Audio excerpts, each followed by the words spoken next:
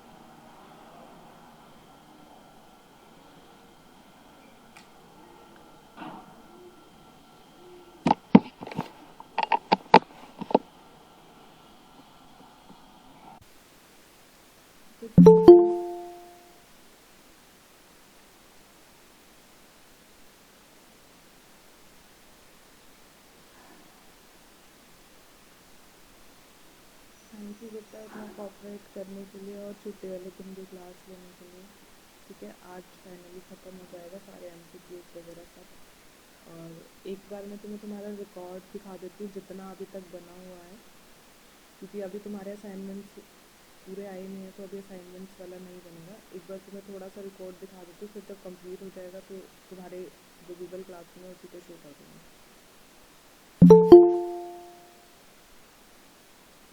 सबसे पहले अटेंडेंस दिखा देती हूँ। तुम्हारे 28 लेक्चर्स हुए हैं, तो उन लेक्चर्स में से जो तुम्हारी अटेंडेंस है, अगर आपको स्क्रीनशॉट ले सकते हो, सो दैट कि जो बच्चे अभी नहीं आए हैं आप उनको बता दो उनकी अटेंडेंस। अभिषेक शर्मा 0 है, आदित्य 25, ये आउट ऑफ 28 है। आनंद वर्मा 4, आनंद भाटी 3, अंशुमन 10, आयुष 0, भानु 26, भाव्या 0, भावना 11, बुलबुल 20, देव 2, देवांश 0, हिमानी 22, जतिन 0, जया 6, जिज्ञासा 7, कोमल 26, कोमल और भानु की आई थिंक हाईएस्ट अटेंडेंस है 26, मानस 3, मोहन 14, मोहित 2, मुस्कान 19, मुस्कान कौशिक 5, नैना 12, पारस निशान 0, पारस 22, प्राची 21, प्रीतम 19, प्रिंस 7, पुनीत 23, राहुल 6, रितेश 0, सागर 0, सान्या 8, संतोष 0, विक्रमजीत 0। ठीक है, तो ये तुम्हारी अटेंडेंस है। अभी मैं एक बार शुरू स्टार्ट कर देती हूँ। जिसमें स्क्रीनशॉट लेना है ले सकता है। साथ में तुम्हारी परसेंटेज लिखी हुई है। जब तुम्हारे इंटरनल मार्क्स बनते हैं जो 75 में से बनते हैं, उसमें 10 नंबर तुम्हारे अटेंडेंस के लगते हैं। तो जो तुम्हारी अटेंडेंस है, जैसे अगर मैं आदित्य की बात करूँ तो 89% बन रही है, तो 89 का मतलब है 8.9। मैं इन सबको 10 से डिवाइड कर दूँगी क्योंकि मेरे को 10 में से मार्क्स लगाने हैं। तो 8.9 की अगर मैं बात करूँ तो विच इज़ इक्वल टू 9। तो आदित्य के जो मार्क्स लगेंगे अटेंडेंस के 10 में से वो 9 मार्क्स लगेंगे। ठीक है, तो ये तुम्हारे स्क्रीनशॉट जिसने लेना है ले लो। निशान तक यहाँ पे है। मैं 2 सेकंड के लिए स्क्रीन होल्ड कर दूँ। ठीक है, अब नीचे वाले बच्चों की जो बचे हुए हैं, हाँ ये वाला स्क्रीनशॉट जिसने लेना है ले लो। तो तुम्हारे कैलकुलेशन जो है अटेंडेंस की क्लियरली तुम्हें पता है यहाँ पे कि तुम्हारे कितने नंबर बन रहे हैं। ठीक है, तो अगर मैं आगे की बात करूँ एमसीक्यूज़ की, तो ये तुम्हारे एमसीक्यूज़ हैं। अभिषेक शर्मा ने कोई एमसीक्यू नहीं दिया, कोई असाइनमेंट नहीं दिया, 0 है। तो उसके 0 अटेंडेंस में मार्क्स है, 0 एमसीक्यू में है और 0 असाइनमेंट के मार्क्स हैं। ठीक है, वैसे तो पासिंग मार्क्स लगते हैं 75 में से, अगर मैं बात करूँ आई थिंक 40% जो होते हैं 20 या 30 मार्क्स बनता है, तो वो तुम्हारे पासिंग मार्क्स तो लगते हैं। वाईएमसी का रूल है कि जिसके 0 भी मार्क्स हैं वो पासिंग मार्क्स तो लगेंगे उसके, बट जिसके जितने मार्क्स बन रहे हैं अदरवाइज सबके उतने ही मार्क्स लगेंगे, ज़्यादा ही हो सकते हैं कम नहीं होंगे कहीं से भी। एमसीक्यूज़ की बात करूँ, 5 एमसीक्यूज़ हो चुके हैं, छठा एमसीक्यू होना है, तो ये वाला रिकॉर्ड अभी कंप्लीट नहीं हुआ है, इसलिए अभी मैं तुम्हें कह रही थी जितना कंप्लीटेड है उतना शो कर देती हूँ, उसके बाद तुम्हारे क्लासरूम पे अपलोड कर दूँगी। तो जो तुम्हारे ये मार्क्स तुम खुद कैलकुलेट कर सकते हो, एमसीक्यू लगेंगे 50 में से, तो इसमें से क्या होगा, जो बेस्ट 5 एमसीक्यू होंगे, लाइक अगर मैं आदित्य की बात करूँ कि अगर इसके अभी 6 एमसीक्यू में 10 मार्क्स आ जाते हैं फॉर एग्जांपल, तो जो इसमें सबसे कम नंबर है, मतलब जो 2 है ये सबसे कम नंबर है, तो हम इसको छोड़ देंगे। बेस्ट 5 जो हमारे पास बनेंगे 10 10, 5 और 5 10, 20, 24 और 7 31, मतलब 31 मार्क्स जो है उसके बनेंगे एमसीक्यूज़ के। और अभी अटेंडेंस के मैंने आपको दिखा दिया था 9 मार्क्स बन रहे थे, तो 40 मार्क्स बन रहे हैं इसके। उसके बाद असाइनमेंट्स की बात करें, असाइनमेंट भी जिस बच्चे ने असाइनमेंट दिया है, मैंने 8 9 10 नंबर ही लगाए हैं, कम नंबर नहीं लगाए हैं। जिसका बहुत ही गंदा है, कॉपिड है, तो उसमें तो मैं कुछ कर ही नहीं सकती, वो तो मैं कंसीडर करूँगी ही नहीं। ठीक है, तो जिसने भी दिया है सबके 8 9 10 नंबर लगे हुए हैं, तो एक ही असाइनमेंट दिया है तो उसमें 9 नंबर लगे हुए हैं। अब 50 नंबर एमसीक्यू के होते हैं, 10 आपके अटेंडेंस के होते हैं, 15 नंबर आपके असाइनमेंट के होते हैं। तो जो भी, अगर आप मिनिमम भी कंसीडर करो, जैसे मैं मिनिमम अगर 8 भी लगा रही हूँ, तो यहाँ से तुम्हारे असाइनमेंट के नंबर निकल जाते हैं, जो अराउंड 15 में से 11 या 12 मार्क्स बनते हैं। ठीक है, तो मैं अगर 11 भी मिनिमम कंसीडर कर लूँ फॉर एग्जांपल, इसको भी छोड़ देते हैं, तो ये जो हमारे पास बनेगा, इसके जो आदित्य के मार्क्स बनेंगे 31 एमसीक्यूज़ के, 9 अटेंडेंस के, 40 और 11 आपके असाइनमेंट के, 51 मार्क्स बनेंगे इसके आउट ऑफ 75। ठीक है, तो ये आप खुद से भी अपने मार्क्स कैलकुलेट कर सकते हो, मैंने तुम्हें पहले ही बता दिया था, तुम्हें पता है कि तुम्हें क्या करना है, तो वो तुम अपने हिसाब से कैलकुलेट कर सकते हो। अटेंडेंस मैंने दिखा दी है, एमसीक्यूज़ तुम्हें पता है तुम्हारे कितने कितने मार्क्स आए हुए हैं। असाइनमेंट्स जैसे ही कंप्लीट हो जाएंगे, मैंने I think 20 April last date दी हुई है, तो 20 अप्रैल तक दे दो सारे असाइनमेंट। अभी मैंने यहाँ पे 0 मार्क्स नहीं लगाए हैं। ठीक है, 20 अप्रैल तक का टाइम है, जिसने पहले वाले भी असाइनमेंट नहीं दिए वो दे दो, मैं मार्क्स अपलोड कर दूँगी यहाँ पे। ठीक है, जिसने इसका स्क्रीनशॉट लेना है ले लो, फिर मैं नीचे करती हूँ। ये असाइनमेंट के मार्क्स भी देखते जाओ अपने।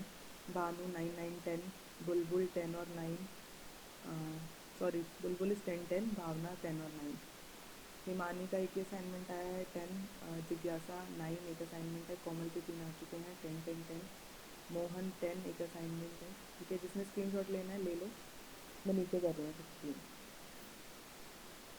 डन। अपने क्लास के ग्रुप में जो भी है तुम्हारा बना हुआ होगा, अपने फ्रेंड्स को बता देना जितने भी तुम्हारे मार्क्स बन रहे हैं। देन हमारे पास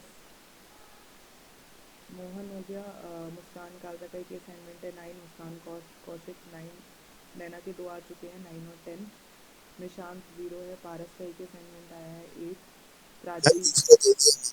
हाँ जी, कब दिया है बच्चे? मुझे क्लियर आवाज़ नहीं आ रही, मैसेज कर दो बेटा, मैसेज कर दो, मुझे आवाज़ नहीं सुनाई दे रही आपकी। प्रीतम 9 9, पुनीत 9 एक असाइनमेंट है, सागर का एक असाइनमेंट है 10, सानिया इज़ 9। ठीक है, तो ये तुम्हारे असाइनमेंट के मार्क्स हैं अभी तक के। बाकी जो अपडेशंस होती रहेंगी वो मैं अपडेट करती रहूँगी। बाकी मैंने ग्रुप में नाम भी भेज दिए थे, किसी को कोई दिक्कत हो। कल ही अपलोड किया पारस, ठीक है बेटा, मैं अपडेट कर दूँगी मार्क्स, ये पुराने वाले मार्क्स हैं। ठीक है, परसों के मार्क्स लगाए हुए मैंने, जिसने कल करा है उसके अभी अपडेटेड नहीं है। डन, स्क्रीनशॉट लेना है इसका ले लो।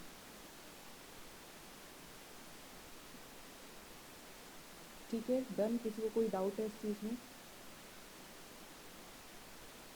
चलो, बाकी जो भी इंटरनल्स फाइनल बनेंगे आफ्टर 20 अप्रैल, वो मैं तुम्हारे गूगल क्लासरूम पर अपलोड कर दूँगी। मेरी कोशिश यही रहेगी कि जो फाइनल बन रहे हैं मैं उससे थोड़ा सा ज़्यादा ही दूँ, कम तो नहीं करूँगी अपनी तरफ से। तो प्लीज़ थोड़े से असाइनमेंट, जैसे मैंने तुम्हें दिख रहा है 9 9 10 10 नंबर दिए हुए हैं, तो प्लीज़ असाइनमेंट थोड़े से ढंग के बना दो, क्योंकि बच्चे ऐसे भी हैं जो सिर्फ एक पेज का असाइनमेंट बना के दे रहे हैं, तो फिर मैं 6 7 नंबर ही लगाऊंगी उसमें। 3 4 पेज का ढंग का असाइनमेंट भी दे रहे हो तो 9 10 नंबर लग रहे हैं तुम्हारे सामने है नंबर, तो असाइनमेंट्स दे दो अगर इंटरनल्स चाहिए तो।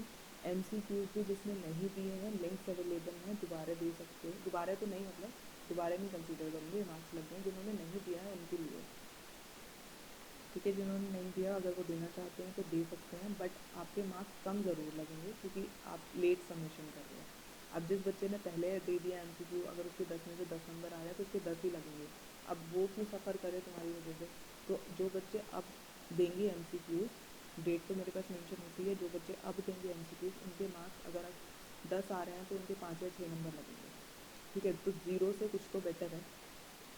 तो अपने मैम एमसीक्यू या फिर असाइनमेंट? एमसीक्यूज भी जिसने नहीं दिए हैं अगर आप देना चाहते हो, क्योंकि अगर ज़ीरो ज़ीरो लगेंगे तो फिर ज़ीरो नंबर लेके कोई फ़ायदा नहीं है। असाइनमेंट्स तो देने ही देने हैं, असाइनमेंट्स की तो डेट है ही। अगर एमसीक्यूज भी कोई देना चाहता है तो दे सकता है। उसके मार्क्स मैं पूरे नहीं लगाऊंगी जितने आएंगे, क्योंकि अब तुम्हें पता है, सबको आंसर्स पता है। असाइनमेंट्स के तो जो आएंगे लगेंगे वही लगेंगे, लेकिन एमसीक्यूज के जो लगेंगे मार्क्स वो कम होके लगेंगे, क्योंकि तुम्हें आंसर्स पता है। और जो बच्चे टाइमली एमसीक्यूज दे रहे हैं वो सफ़र क्यों कर रहे हैं तुम्हारे चक्कर में, तो वो ये उनके लिए इनजस्टिस हो जाएगी। इसलिए एमसीक्यूज जो दोगे, जो नंबर आएंगे उसके हाफ मार्क्स लग जाएंगे तुम्हारे, ठीक है। बाकी मेरी तरफ से इंटरनल्स बिल्कुल भी कम करने की कोशिश नहीं है, तुम्हें पता है मैं अपनी तरफ से ज़्यादा से ज़्यादा ही देने की कोशिश करूँगी। तो थोड़ा सा तुम्हें भी कॉपरेट करना पड़ेगा। अगर तुम दोगे ही नहीं एमसीक्यूज असाइनमेंट्स तो मैं तो फिर बिना बात के नंबर तुम्हें नहीं दूँगी, ठीक है। जो दे रहे हो, जैसे भी दे रहे हो, उनके 9-9 10-10 नंबर लग रहे हैं। क्लियर है? अपने कैलकुलेट कर लेना खुद ही अपने हिसाब से इंटरनल्स, और बाकी तुम्हें पता ही है सारा। फाइनल जब बनेगा लिस्ट अपलोड कर दूँगी। अब मैं बात करती हूँ जो आज का एमसीक्यू होने वाला है। एज़ यूजुअल आपको पता है कि रिवीजन होती है एमसीक्यूज़ की। तो 10 एमसीक्यूज़ आने वाले हैं, और पूरे सिलेबस का है तो हर एक यूनिट में से 2-2 3-3 एमसीक्यूज़ बनेंगे। जो फर्स्ट यूनिट है उसमें सिस्टम के बारे में था, सिस्टम के टाइप्स के बारे में था। मैं अभी लिख देती हूँ, आज के दिन एटलीस्ट लास्ट एमसीक्यू में से 10 के 10 नंबर ले लेना। सुन लो 2 मिनट, ठीक है। सीधे सीधे आंसर ही बता रही हूँ। मैम आपकी ना आवाज बहुत धीरे आ रही है। अभी बेटर है? अभी बेटर है?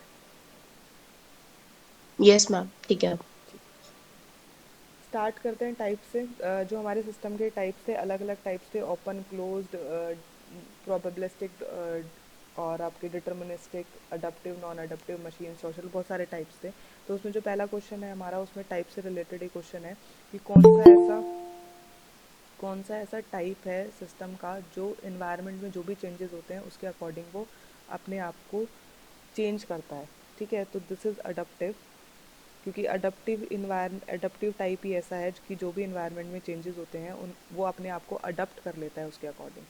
ओपन और अडप्टिव ऑलमोस्ट सिमिलर हैं, बट ओपन ये होता है कि वो सिस्टम के साथ इंटरेक्ट कर सकता है।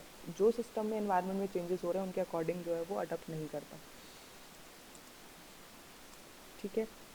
पहला क्वेश्चन, साथ साथ आंसर दिख रही हूँ, ठीक है, ध्यान से सुन लेना।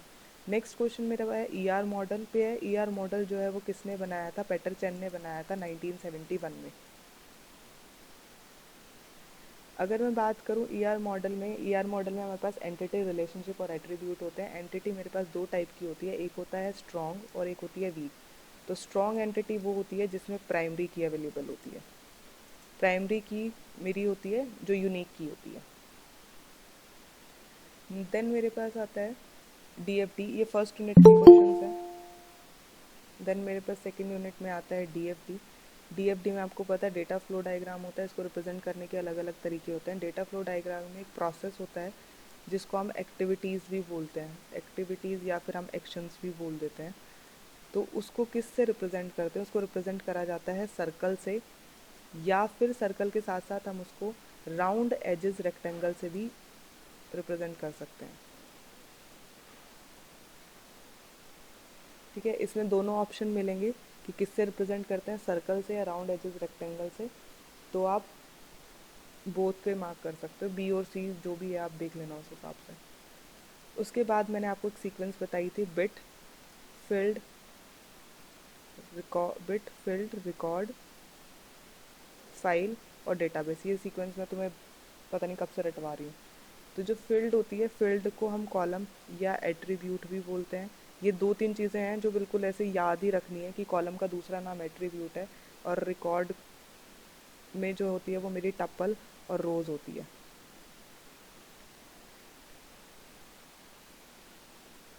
ठीक है। तो ये सीक्वेंस है बिट फील्ड, फील्ड के अंदर कॉलम और एट्रीब्यूट होता है, रिकॉर्ड के अंदर टपल और रोज होती है, फाइल और डेटाबेस। तो क्वेश्चन यहाँ से आएगा कलेक्शन ऑफ एट्रीब्यूट क्या होता है, तुम्हें पता है। फील्ड क्या होता है, कलेक्शन ऑफ बिट। रिकॉर्ड क्या होता है, कलेक्शन ऑफ फील्ड, मतलब पीछे वाली वैल्यूज लेते जाओ। तो कलेक्शन ऑफ एट्रीब्यूट क्या होगा, रिकॉर्ड। नेक्स्ट डेटा टाइप की बात आती है। डेटा टाइप क्या होता है, किस तरीके का डेटा आप यूज़ कर रहे हो। जैसे मैं नेम लिख रही हूँ तो नेम में मैं क्या लिखती हूँ, अल्फ़ाबेट्स लिखती हूँ। तो अल्फ़ाबेट को हम लोग अगर टेक्निकल टर्म में बात करें तो करेक्टर्स बोलते हैं। तो सेम अगर फ़ोन नंबर का मेरे से ये पूछा गया है कि फ़ोन नंबर का डेटा टाइप क्या होगा। फ़ोन नंबर हमारा क्या होता है, नंबर्स की फॉर्म में होता है, 1 2 3 की फॉर्म में होता है, तो उनको इंटीजर बोला जाता है। तो डेटा टाइप जो मेरा फ़ोन नंबर की फॉर्म में होगा वो मेरा इंटीजर होगा। या आप बोल सकते हो फ़ोन नंबर का डेटा टाइप क्या है, इंटीजर है। नेम का डेटा टाइप क्या है, करेक्टर है। देन मेरे पास आता है डेटा डिक्शनरी। डेटा डिक्शनरी आपको पता है 2 तरीके की होती है, एक्टिव और पैसिव। एक्टिव जो ऑटोमेटिकली अपडेट होती है, आपको मैनुअली अपडेट करने की ज़रूरत नहीं है, ऑटोमेटिकली अपडेट होती है। और इसको हम लोग सेल्फ अपडेटिंग भी बोलते हैं, क्योंकि वो खुद ही अपडेट होती है, सेल्फ अपडेटिंग भी बोलते हैं। और इंटीग्रेटेड भी बोलते हैं। इंटीग्रेटेड का मतलब है ये कंबाइंड होती है, इसलिए ये अपने आप को खुद ही अपडेट कर लेती है। तो इसमें भी 2 ऑप्शन मिलेंगे आपको, बोथ वाला ऑप्शन भी मिलेगा, सेल्फ अपडेटिंग और इंटीग्रेटेड दोनों का। नेक्स्ट आप थर्ड यूनिट से आ जाओ। थर्ड यूनिट में मेरे पास आता है decision tree. Decision tree, decision table, ये सारी चीज़ें आती हैं। तो अगर मैं डिसीजन ट्री की बात करूं, अगर आपको थोड़ा सा भी डायग्राम याद है तो ट्री की फॉर्म में जब हम डायग्राम बनाते हैं तो हमारे पास जो लास्ट नोड होती है, जो हम रेक्टेंगल से रिप्रेजेंट करते हैं, रेक्टेंगल सॉरी ट्रायंगल से रिप्रेजेंट करते हैं, ट्रायंगल से रिप्रेजेंट करते हैं, तो उसको हम बोलते हैं एंड पॉइंट नोड। तो क्वेश्चन यही है कि जो हमारे डिसीजन ट्री में लास्ट नोड होती है, जिस जहाँ से हमारा फाइनल आउटकम आता है, उस नोड को हम क्या बोलते हैं, that is end point node. Then हमारे पास फोर्थ यूनिट में है डेटाबेस। डेटाबेस में हमारे पास आता है डिज़ाइनिंग। डिज़ाइनिंग की अगर हम बात करें तो हमारे पास इश्यूज होते हैं उसके अंदर, फ्रेगमेंटेशन इशू होता है, रेप्लिकेशन, एलोकेशन होता है। तो जब हम फ्रेगमेंटेशन करते हैं, फ्रेगमेंटेशन मेरे पास 3 तरीके से होती है। एक होती है हॉरिजॉन्टल, हॉरिजॉन्टल, दूसरी होती है वर्टिकल, और तीसरी होती है मिक्स्ड, जो इन दोनों का मिक्सचर होती है। तो इसमें क्या याद करना है तुम्हें, जो हमारी हॉरिजॉन्टल है वो मेरी रोज़ को डिवाइड करती है, वर्टिकल मेरी कॉलम्स को डिवाइड करती है, और मिक्स तो बहुत ही होता है। अगर मेरे को वापस जाना है, हॉरिजॉन्टल में मैं यूनियन ऑपरेशन का यूज़ करती हूँ। वापस जाने का मतलब है, फ्रेगमेंटेशन का मतलब है आपने डेटा को डिवाइड कर दिया। आपने डिवाइड करने के बाद आप अपने पुराने वाले डेटा के पास जाना चाहते हो, तो कौन सा ऑपरेशन यूज़ करोगे। तो हॉरिजॉन्टल के लिए यूनियन ऑपरेशन होता है, वर्टिकल के लिए जॉइन ऑपरेशन होता है। क्वेश्चन यहीं से आएगा, वर्टिकल के लिए कौन सा ऑपरेशन यूज होता है, that is join operation. Last question है मेरे पास, जो है स्टेट ट्रांजिशन डायग्राम से, स्टेट मशीन डायग्राम भी बोलते हैं। तो इसमें जो हमारे डायग्राम्स जो हमने बने थे रिप्रेजेंटेशन के लिए, जो हमने यूज़ करे थे, उनको यूज़ हमने इनिशियल स्टेट था, इनिशियल स्टेट को हम सर्कल से रिप्रेजेंट करते थे, ठीक है। और फाइनल स्टेट को किससे करते थे, फील्ड सर्कल होता था, फील्ड सर्कल और विद इन द सर्कल। एक सर्कल बाहर बनता था, एक सर्कल अंदर बनता था, और जो अंदर वाला सर्कल होता था वो फील्ड होता था। तो फाइनल स्टेट को रिप्रेजेंट इस तरीके से करा जाता है। तो क्वेश्चन यही है, फाइनल स्टेट कौन सी ऐसी स्टेट है जिसको रिप्रेजेंट करा जाता है, field circle with in the circle, ठीक है। तो ये क्वेश्चन है आपके, मैंने ऑलरेडी 10 के 10 क्वेश्चन आपको बता दिए हैं। आज तो कम से कम पूरे मार्क्स ले ही लेना।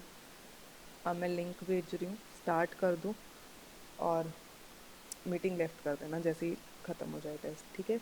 And this is your last class. अब फाइनली आज लास्ट क्लास है, बहुत दिन हो गए हैं लास्ट क्लास करते हुए, बट वो रिवीजन की लास्ट क्लास थी, एमसीक्यू की लास्ट क्लास है। This is your last class and मेरी तरफ से सब कुछ डन है। जो भी अब बस रिकॉर्ड भेजना है, कंप्लीट होने के बाद मैं अपलोड कर दूँगी गूगल क्लासरूम पे। अब तुम लोगों को असाइनमेंट सेंड करने हैं अगर तुम्हें इंटरनल चाहिए तो, अदरवाइज़ मैं 20th के बाद जो मेरे पास फाइनल रिकॉर्ड होगा मैं आगे फॉरवर्ड कर दूँगी, और फिर कोई चेंजेस नहीं हो सकते हैं। तो अभी आपके पास 20 दिन है, 20 दिन में जो करना है करो, अगर इंटरनल्स चाहिए हैं तो, ठीक है। बाकी कोई डाउट है तो मैम भी आती हैं, ऑफलाइन क्लासेस चल ही रही है तुम्हारी, नहीं तो अगर कोई मतलब मेरे से ही कुछ पूछना है तो आप लोग पूछ सकते हो, कॉन्टैक्ट नंबर सबके पास है। और रिकॉर्डिंग्स वगैरह, नोट्स, असाइनमेंट सब लोग सब कुछ गूगल क्लासरूम पे भेज दिया है। क्वेश्चंस पेपर भी कि किस तरीके के क्वेश्चंस बन सकते हैं, सब्जेक्टिव ऑब्जेक्टिव हर तरीके से सारी चीज़ें मेरी तरफ से डन है। बाकी फिर भी तुम्हें कुछ भी चाहिए तो I am there for you. ठीक है, all the best for your exams and for your life. Okay, चलो स्टार्ट करो टेस्ट और मीटिंग लीव कर देना। Thank you ma'am. ओके बच्चे।